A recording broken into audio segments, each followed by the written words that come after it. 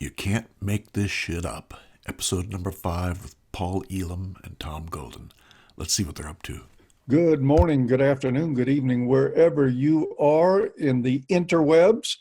I'm Paul Elam with a voice for men.com and an ear for men.com, and I am with my compatriot, Tom Golden of MenAreGood.com. Hello, Tom. Hey, Paul, how's it going? I'm telling you, Tom, you can't make this shit up. I was thinking the same thing, man. We got a quattro of stories that just make you shake your head and scratch your head and want to pluck your hair out and not know what to do with yourself. I got to start though. This is a surprise to Tom. He didn't expect this, but I got to start with just a short bit of information. You'll see in the link in the low bar to a website called Subscribe Star. That's where, excuse me, Carl Benjamin, also known as Sargon of Akkad, that's where he went after he was booted off Patreon. Recently, my video of 750,000 hits, you can spot a borderline from a mile away, was pulled from YouTube based on hate speech. And that's what they did. I mean, I read the diagnostic criteria from the DSM-4. And that qualified as hate speech on YouTube. So they removed the video. I appealed. They rejected the appeal. Things appear, Tom, to be getting worse before they're getting better. Yes. So I am moving. I'm once again trying an alternative platform because I do think my days on YouTube are numbered. How many, I can't say, but I think they are numbered. And I think probably my days on Patreon are numbered. Yeah. So there will still be links to the Patreon there if you care to support my work there or Tom's work. But you'll also on my channel be seeing links to Subscribe Star, where I have just set up, and this will be the first content that's on Subscribe Star. All right. It'll be the first video. The Virgin Voyage. Yes. The maiden voyage on Subscribe Star. I want to offer that to everybody out there for their consideration. And I'm going to keep plugging as long as I got a tin can and a piece of string. I'm going to be talking about these issues. Yes. But I needed to throw that out there to start with. Good. Yeah, I may be moving there myself. We'll have a look and see.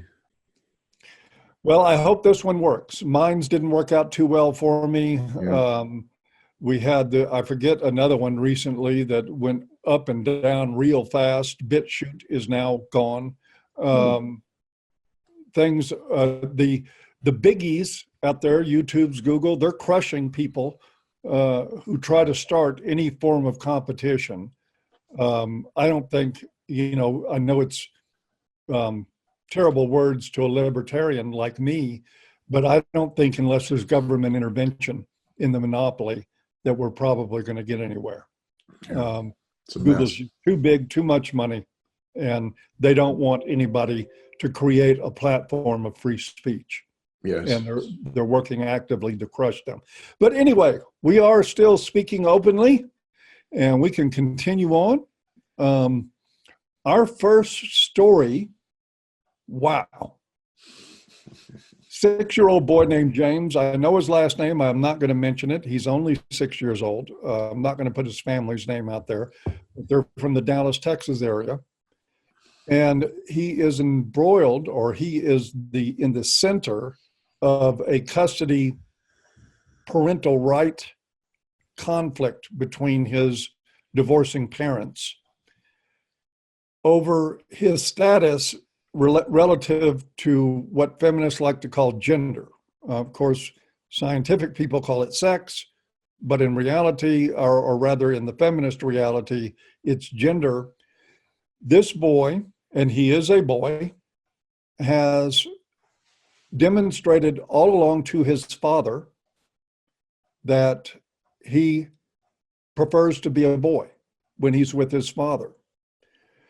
And here's the catch, and you'll read the article. I suggest reading it. And for those of you who don't know, one of the trademarks of gender dysphoria is a persistent insistence of being of the other sex. That is part of the diagnosis. In other words, if you don't continually insist that you're the opposite sex, you don't have gender dysphoria, according to the diagnostics on it. That's just, there's something else going on. Now, the article was written by a man, and I can't recall his name at the moment, but you'll see it in the article, who has personal experience with this. He was cross-dressed by his grandmother in his formative years, but dressed as a boy with his parents, ended up getting wrapped up with some gender transition therapist, got carried through so-called transition, ended up having surgery, and of course, chemical castration done, and then figured out that he wasn't transgender and has to go post-surgery, had to go back through this process to reorient himself to life as a male. Mm. And his concern is that this is what's happening to this boy now in Dallas. Right. The mother is a pediatrician. She's obviously, to me, I didn't read anything that said she was, but I'll lay all my money, what little I have, that she's a feminist and that she's an ideologue. And she's gotten this boy at 6 years old into a gender transition therapist who agrees that there's gender dysmorphia there, and is setting him up to begin chemical castration in 2 years. Meanwhile, she has threatened the father, who insists, and there are, if you read the article, you will see there's multiple witnesses that this boy lives as a boy around his father, identifies as a boy, talks like a boy, wants to be a boy. All the time he was around us. The only time this child identifies as a girl is when he's with his mother. And she's setting him up for chemical castration, beginning at 8 years old. That's crazy. And you'll see all the links down there. The father is raising money for legal defense and to try to protect his son. All that's in the article. You can get to those links anywhere. I think they had a $75,000 goal. They're almost halfway there with that. But this guy's fighting hard on behalf of his son so that they don't make a tragic mistake. Now, imagine, again, I go back to the author of this article. Imagine having your genitals removed because of a mistaken idea and then figuring out afterwards that that's not you. Yeah, that's not good. And can you imagine that we have a court that is playing a role in allowing this to happen to a child, or that has at least the potential to do that? Tom, it's hard for me to know where to even start with this clusterfuck of a story. I mean, to say you can't make this shit up is an understatement. I agree. It's completely mind-blowing and sad. What is happening here that this is even being discussed as a possibility? Yeah, I agree. I mean, it's a brainwashing that has been going on for many years, I think. And now that to the point where they're telling parents that, their children may not be the same sex they were born with. I mean, it's just, if you look at the statistics about how often this happens, it's pretty sobering because, many of the estimates say it's 0.002 or 0.005, which means, 1 out of every 50,000 or 100,000 people have this happen. It's very, very unique, very different. And then there's some estimates which are more pro the dysphoria diagnosis that say it's up to 1 in 200. But any way you look at it, even 1 in 200, this is a very unusual, unique situation that really needs to be examined carefully, and to have a father protest like this and not be heard, that's unbelievable. That's unbelievable. Correct me if I'm wrong, Tom, Okay, you're There wrong. is a ton of stuff that we cannot diagnose about children. Oh God, of course, of course. Yeah, In fact, it's very typical for young children to cross-dress. They yeah. love it. They have a good time with it. This is not something that's unusual. Most kids do that. And you got to be real sure before you start making chemical castrations. I mean, you got to be real sure. And I don't think they're anywhere near that. And what you're saying is the power of the courts and the power of the medical community and the power of this one female parent is trumping reality. It's crazy. You cannot make this shit up. God, if I was that father, I don't know what I'd do.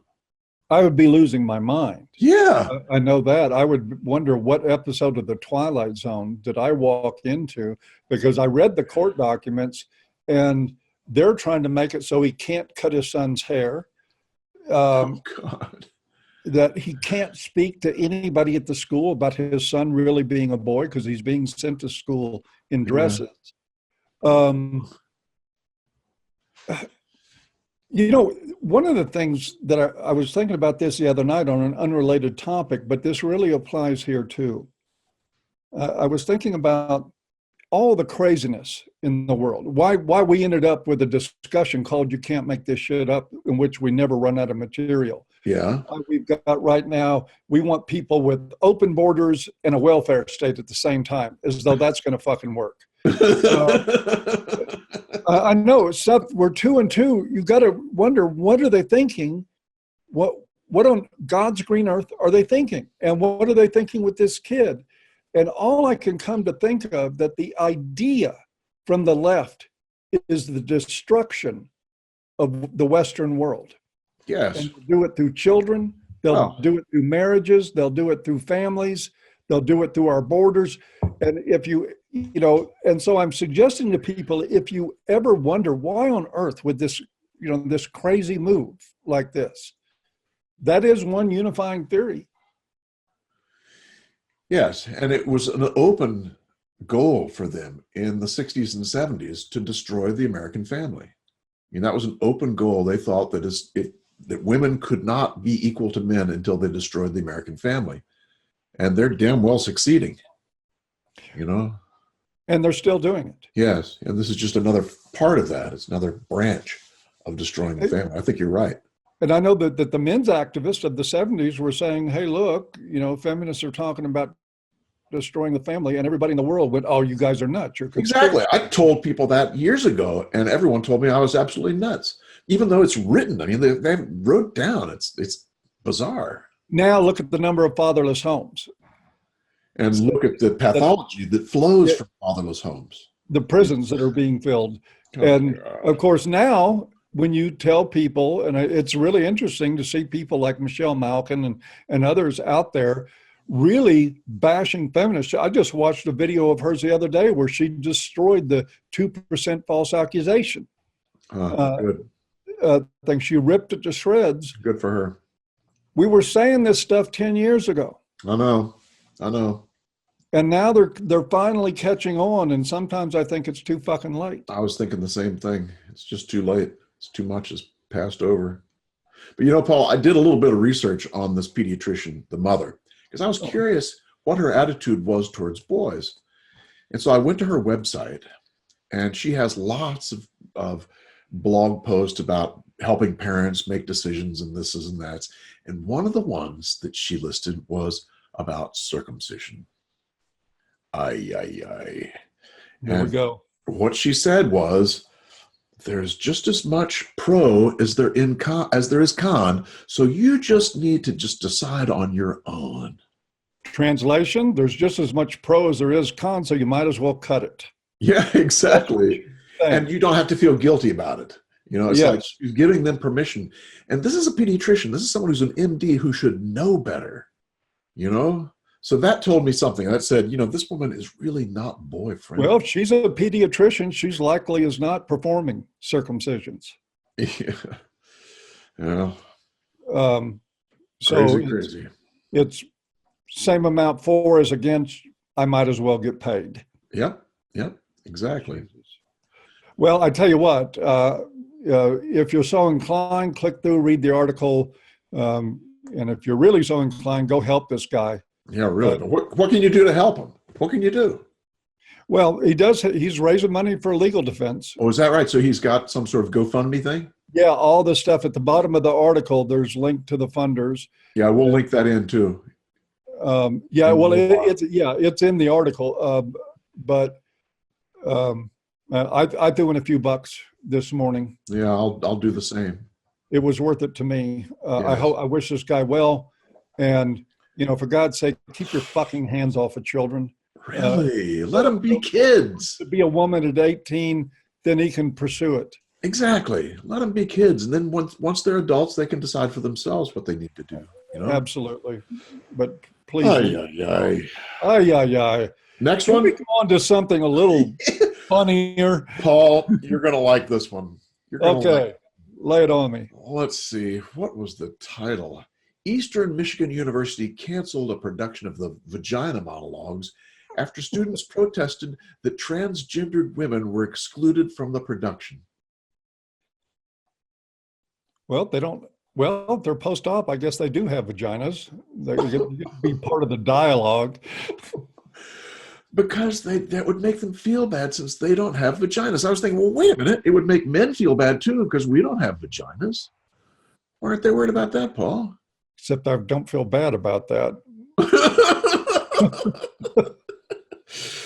So what is their point? Is it that, well, they don't have nobody but a woman has a vagina. Right. Even post-op, you do not have a vagina. Right. You have a hole. Yes. But not a vagina. Yes. Yes. But they don't want to hurt their feelings. I mean, that's the whole thing.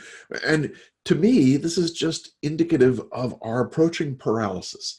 If you keep not wanting to hurt everyone's feelings, pretty soon you're not going to be able to do or say anything. And it's also an example of the beast feeding on itself in the end. Yes. I mean, come on, Eve Ensler being silenced by gender activists, and the Vagina Monologues not going off because there's no fake pussies involved with the event. It's crazy. And this is just another indicator of how crazy it's gotten. Just insane. Well, let me read you a little bit from this article. Yeah, let's hear it. Let me read you just a little bit. Celebrities who have starred in it, including Jane Fonda, Whoopi Goldberg, Idina Menzel, whoever that is, Glenn Close, Susan Sarandon, Marin Mazzie, Cyndi Lauper, Mara blah, blah, blah, blah, and Oprah Winfrey ask questions involving womanhood, such as, if your vagina got dressed, what would it wear? And that made me think, Paul, I have a question for you. If your dick got dressed, what would it wear? A tuxedo, motherfucker. A tux. Dick tux. I was thinking, gym shorts and a t-shirt would be just fine. And then I thought, but if it's a feminist, I want it to wear a Darth Vader costume. Oh. Yeah. Dun, dun, dun, dun, dun, dun, dun, dun, dun. Oh, God. May the patriarchy be with you. So here's what I'd like you guys to do. I want you to put in the comments what your dick would choose to wear if it put clothes on. That should make the comments pretty freaking interesting. And you can't say gym shorts and a t-shirt or a tuxedo. Those but apparently my dick and Tom's dick won't be hanging out together in Probably public. not. Probably the dress not. mismatch just won't do it. One's more flaccid than the other. Yeah, but I would really be interested to hear from viewers in the comments how you up your pecker. Yeah, how would you dress him up? What would he look like? I mean, if the Vagina Monologues can do it, if Whoopi Goldberg can do it, then what the hell? We can too. Dress that guy up. Would you put on a raincoat that easily unbuttons? Oh, God. Street corner attire. Okay. Okay, should we move on to the next one? Yeah, let's move on to the next one. We're good. Okay, and this is going to involve some reading on my part. Yeah. I'm going to switch out of this and go in to read this. This is an article. You just have to hear it. It's a Dear Abby type column called Dear Anne. And this guy writes in, Dear Amy. and it's sort of framed as an article now, and it's titled "Helpful Man Poses a Me Too Riddle." And not dear Ann, dear Amy. Excuse me, Ann, Amy, whatever. Dear Amy, I like to think that I'm a caring and sensitive man, one who respects women and appreciates the spirit of the Me Too movement. Therefore, a recent experience has me disturbed. I'm looking for some objective feedback. One recent evening, I was with a woman that I know well. We had drinks before, during, and after dinner. It became apparent to me that she was quite intoxicated and probably should head to bed to sleep it off. I helped her up the stairs to the bathroom. After a few minutes, when I heard the bathroom door open, I came back upstairs to check on her. This is when things got tricky.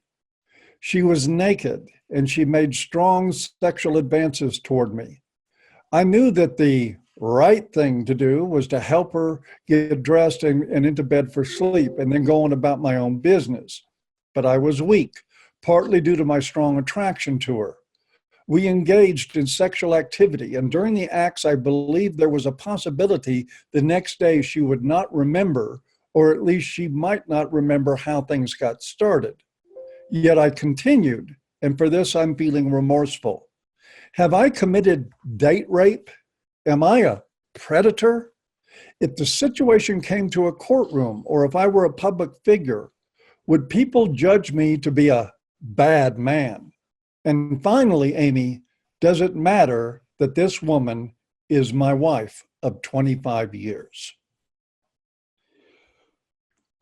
Well, first of all, Tom, what's your reaction to that? Well, I think the guy has an interesting point. You know, the whole story as it read seemed like, this guy's a predator. He's taking advantage of this terrible woman, blah, blah, blah. And then you hear it's his wife, and it's like, it sort of makes sense, When she took her clothes off, she knew what she was getting into. She was well aware of what might happen. Well, I would probably be even a little coarser than that. This girl wanted to get fucked, and she let him know it, so he fucked her. Yeah, well, there you go. Story, it's his wife. Of course, it's not rape, and of course, Amy thinks it is rape. Of course she does. She said, "You asked for an objective opinion. Here's mine. Let's establish at the outset that no, you are not a caring and sensitive man. No, you do not respect the Me Too movement. That much is quite obvious. Taking the scenario you described at face value, yes, you sexually assaulted your wife. She was drunk. You were sober. No, he wasn't. He drank drink with her, but I won't let facts bother me if they're not going to bother Amy. Right. She wasn't able to consent to sex, not that you asked her. No, you didn't commit date rape. You did, however, commit marital rape." Okay, I'm going to let readers go in, and our viewers rather go in and finish reading that. My first reaction, Tom, was about Amy. When I finished reading his letter, I'm thinking, I hope this bitch isn't dumb enough that she takes this guy seriously. He obviously, to me, wrote this tongue in cheek. He doesn't really think he raped, or he didn't have any real question. Right. He was making a point by writing this. Yes. And this ideology-addled cunt took him seriously. Yes. As though he were really asking. Yes. And of course proclaimed, like all feminists do, that no matter what kind of sex you have, whether it's with a sex doll or with your drunk wife when you're drinking together, it's all rape. All sex is rape. That's the feminist line. Yes. Everything. And his line was, there's a lot of gray here. It's not hard and fast. This is not black and white, That was the point he was trying to make. Right. And he made it well. Who have been married for 25 fucking years have sex without a verbal contract? not according to feminists. Somehow or another, the human species, which made it without verbal contracts for sex for 3 million years and developed institutions like marriage, apparently still need feminist help right in the middle of their sexual interactions. Yeah. This is, I think she played right into his hand. I think he wanted to make the point, see, I mean, this is not rape. It can't be rape. It's impossible that it's rape. And I'm going to invite you, if you think that what he did was rape, I mean, as far as I'm concerned, the only stupid thing this guy did was get married to begin with. But as long as he's married. I don't know. She sounds like a good wife. Takes her clothes off and says, let's go. Yeah, she's been 25 years and hadn't taken all of his shit yet. So, you know, maybe you got him a unicorn. There you go. I'm not going to judge him on that merit, but just don't marry Amy. No kidding. Can you imagine what it would take to fuck Amy? Oh my God. What's that expression? I wouldn't fuck her with your dick. A sort of a dilemma. I've got a question about this, Tom. Jimmy Buffett back in the 70s came out with a song called Why Don't We Get Drunk and Screw? Right. Now, I'm assuming that he's asking, right? He's seeking consent. Right. Can we get drunk and screw? Yeah. Now, if she gets drunk with him, then does that revoke her consent? Of course. Before they screw? Of course. If they're both drunk, it revokes consent, and then he's the bad guy no matter what.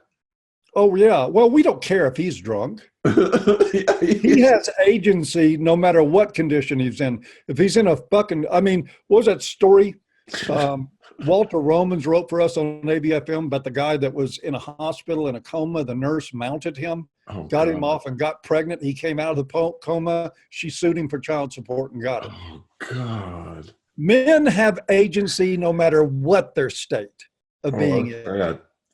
They have responsibility no matter what happens. It's all on them. Nothing is ever on women. They are not responsible for anything they do. Exactly. Turn the tables. The wife writes to Amy, I had this experience with my husband where we both had a wonderful dinner and drinks and everything was wonderful. I went upstairs in the bathroom, took all of my clothes off, and he rejected me. You know, what's Amy going to say? Oh, you poor thing. That terrible man. How can he do that to you? You know, or no matter what way you go, the men are fucked. I was trying to put my husband to bed and he wanted sex, so I had sex with him. And she'd say, yeah, no problem. Yeah, right. Exactly. You sure he didn't rape you? And what it says is no matter which way you turn, men are screwed. You know? Men are screwed. Men have agency. Women don't have agency, no matter what the circumstances. Yep. Yep. And this is one of the many reasons, you know, people question me. And I've had some more of my traditional contemporaries get upset with me because I keep stressing to young men, don't get married. Yeah. Yeah. Look, I didn't make the world as fucked up as it is. I didn't make marriage dangerous. I didn't make women dangerous. I didn't weaponize women. Right. Feminists weaponized them and men let it happen. Yep. Exactly. And stood by. And now people want to lose their shit when you say don't get married. Sorry about that. Yeah, don't get married, guys. They got to be real careful. You don't want your wife writing to Amy and have Amy help her figure out how you raped her. And frankly, that's what happens a lot of times with advice, not just with columns like this, but in therapy. Therapists do this. They're terrible about it. Man. They will take the woman's side almost every frickin' time. And marriage and family therapists are the worst. They are the absolute worst. I mean, you think that social workers are bad? Yes, they are. Marriage and family therapists are really the fucking worst. And I guarantee you, 9 out of 10 of those, or 99 out of 100, Their job, the moment a couple walks into the office, they're on a mission to find where he is abusing her. Yes. Yes. That's what they want to hear. That's what they're going for. And they're not sitting back saying, tell me about the marriage, and just listening objectively and taking it in and figuring out what to do methodically from there. They're looking for the abuse that he is certainly perpetrating on her. And then they're going to use that to make an alliance with the woman. Paul, do you want to make the therapy easy or do you want to make it difficult? You make it easy. He's the bad guy. She's the good guy. Hey, you don't have to work for your money when you do it that way. You don't have to work at all. It's the whole thing is fueled by gynocentrism, which pushes women to be find their needs and get their needs met, and pushes men to meet those needs. And that same template goes into therapy, and therapists fall for it every time. What marriage and family therapists ought to do when a couple comes into their office is that the therapist ought to look at the man and say, we can do this hard or we can do it easy. They should say, tell you what, write me a check for $10,000. And at the end of this hour, I'll call you a worthless pig, and we'll end it right there. Or we can drag that out over a period of a year with the same end. But I can save you gas money. Come in here every fucking week. That's right. Until we come to the conclusion that you're a pig, that's abusing your wife, and you're responsible for everything that's wrong in your marriage. God, ain't it the truth? It's sad. It is sad. It's crazy. So, and guess what, guys? If you don't get married, you don't need marriage therapy. So you killed two piece of shit birds with one stone. And on that note, should we go to the next one? I think we should. Because we have a special guest coming up. So let's see where we go. Let's do it. Good. Well, as we've said before, we encourage people to write us in and let us know if you find an article that you can't make shit up. And this has happened for this one. Our guest today, Moiret Allegiere, and is that the way you pronounce it? Moiret Allegiere. Thank you. Thank you. I'll let you say it from now on. But he sent us in an article that we certainly couldn't turn down. It is just unbelievable. And we'll have a look at that. But before we do, I want you to know that this man has a blog, and it is excellent. I mean, the writing Link below. Yes, we'll link it below. And the writing is just superb. So if you're interested in men's issues, have a look at his blog. At any rate, Moiret, tell us about the article. Well, I stumbled upon this while browsing the usual corners of the internet. And it's entitled, "Sex Dolls Show Us What Men Want from Real Women. We Should Pay Attention." Oh, yeah. In the article, their author claims that what men who fuck sex dolls do is raping whatever woman has turned them down in the past, amongst other things. Because, of course, that is what would happen. Now, the first thing that struck me when I read this article was, what in the hell would you call a dildo? And what did you conclude? I concluded that if wanting to fuck something that looks like a full-on woman is objectification of women, then wanting to fuck a severed cock is probably even more objectification of men. Yeah, there you go. I don't think we even want to go into that discussion. Yeah, the severed cock part is sort of difficult, but it's a good point. It's a really good point. I mean, you know, if they're going to, if turnabout's fair play, you know, turn it back on them. Interesting. But it's by the same logic, I would say. Yes. Yes.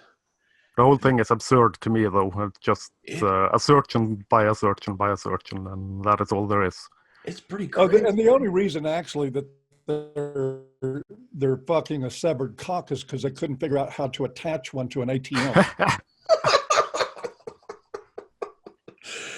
Yes, indeed. Crazy article, man. Crazy article. You know, I think what strikes me about that is that the intelligence of the headline. Oh, God. the headline says that sex dolls are informing them what men want. I mean, an absolutely gorgeous female body that doesn't fucking talk, and that you can put away in the closet when you're done using it. And is willing. Yeah, and is willing. I mean, Just like a leaving dildo. feminists, of course, they turn this into a rape. Only a feminist can turn, sex with an inanimate object, also known as masturbation, Oh, God. could turn that into rape. But I mean, feminist idiots aside, there's a lot of women that could learn something, make themselves look good, try not to be too intrusive into a man's life. Those are actually reasonable goals if you want a man to be happy. Now, I don't know if there's any women left that actually want a man to be happy. But if there were, if any of you women out there listening, you could learn something from sex dolls. They have a lot to teach you. Yes, indeed. One of the sentences that caught me in this article reads like this: "It isn't a plastic doll lying underneath them. It's every woman who has turned them down." And Well, it goes on, but I mean, that's enough. Every woman they can't have, every woman who has been more successful, more praised, and more desired than the man can ever dream of being. And now that man can do whatever he wants to that woman. Make no mistake, that isn't a doll he's doing, or maybe raping, choking, or hitting. It's all those women he can't measure up to. I mean, this stuff is just unbelievable. well, let's for a minute. I mean, let me play devil's advocate for a Go moment. ahead. Well, and the thing is, most feminist ideas have like a grain of sand's worth of truth in them, Yes. and wrapped in 50 tons of bullshit. But yeah, I think sex dolls are representative of the ultra attractive tens that most men won't land in their lives. And my response to that is, so what? Men have the ingenuity, the ingeniousness to come up with a facsimile that can take care of that urge. One, I'm not going to demonize men fantasizing about beautiful women. We've been doing it, our whole lives and in every generation for thousands and thousands of years. That's what we seek. Yes. And now, in a world of very scarce resources in that way, men have the ingenuity to come up with something that's a reasonable facsimile, and those facsimiles are getting better all the time. If you think this article's bad now, wait till 10, 15 years from now. Yes. When they're making products that really do rival women. Yeah. And boy, you think the outrage machine is in gear now about these things. You wait. It's going to get crazy. But you know what? So what they're saying is true. I mean, it's not rape, obviously. That's their bent that they put on it that makes it really stupid and ignorant, and robs women of an opportunity to learn. Because most guys, given the option between a sex doll and a decent woman, would take the decent woman. Yes. But they're not going to learn that lesson. No, not writing things like this. No, they're going to learn that this is man's opportunity to rape. And underneath it all, I think, Paul and Moiret, this is simply about power and control. It usually is, I think. Yes, exactly. And because sex dolls are going to rob women of their power. They have this power of saying, nope, not today. Nope, not tomorrow, not the next day. I mean, they control this whole resource that for men is critical. And now they're not going to control it so much anymore. That's a big deal. And I think a lot of what you see in this article is that attitude of resentment that they're being stripped of their power.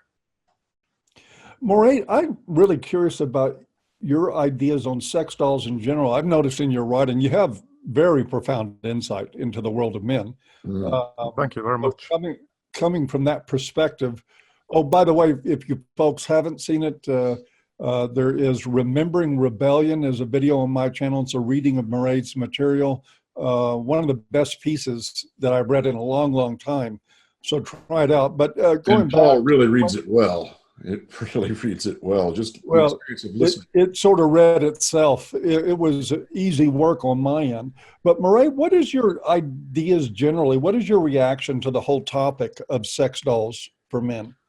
Well, first of all, I don't think it's objectification of women. It is humanizing an object. It is, I would say, quite the opposite of what the author of this piece asserts. I see no problem with sex dolls. I think it would be a good release for pent-up sexual urges, I suppose, is the best way to go about it. I find the hypocrisy surrounding this astounding. Like I mentioned previously, if this is objectification of women, then by the same logic, that would mean that, and please excuse my English, but that would mean that men would have a whole woman. And going back to the severed cock thing I talked about previously, women will only want a cock. So which is worse, right? Wow. Indeed. If that made any sense. You have to wonder what the market's going to be like for male sex dolls for women. Are they going to invest 5, 10, 20,000 into a sex doll? Because there's already quite a robust market for female sex dolls, but I haven't read anything on the market for male sex dolls. Well, they do make them. I've seen pictures. Oh, is that right? Yeah. Yep. I did not know that. Yeah, they do make them, but the feminists are not up in arms about that, of course. I'd love to see the advertising for that. Interesting. So are they selling, and do women buy these, or do men buy them? I suppose it's mainly gay men buying them. I was wondering. I would assume. I have no idea, but I would assume. Lot to learn, eh? I would want to see a female customer just to watch a woman shell out that much money for some dick. Given the fact that, all you've got to do is waft your dress and tell people you have a vagina to get dick in the real world. I mean, the motivations are simply different. Men act out of scarcity on these things. Yes. There is no scarcity for women. They simply have to be female and advertise. Smell too bad. And most guys will have a clothespin. They'll get past the smell. There you go. Oh, but I'd like to see that happen. I think it'd be hysterical. It would be. We'll have to look into that one. Good. Any other things about this, Moiret or Paul? I'm tapped out. I'm tapped out too. I'm just waiting for the mini servos they're going to create to make these things walk and talk and do dishes. Yeah, do dishes. Yeah, they mentioned that in the article too. I think that they would expect these dolls soon enough to do the dishes. And I thought would add and make sandwiches. And don't say it like it's a bad thing. I'm with you. I'm with you on that one. So anyway, you can't make shit up, and this one certainly can't be made up. And on that note, I guess it's time to say goodbye. So it would seem to be that time. You all take care, and keep in mind that men are good, as are you. And visit Moiret's blog and his YouTube channel, links down below. Subscribe to this guy. Check it out, man. His work, please. I'm telling you, it's some of the best writing I've seen in years. So have a good look. And on that note, you all take good care. Now let's see if I can figure out how to turn the fucking thing off. Well, why don't you turn the fucking thing off, Tom? I'll do my best. Thank you, Moiret. Appreciate your presence today. Thank you.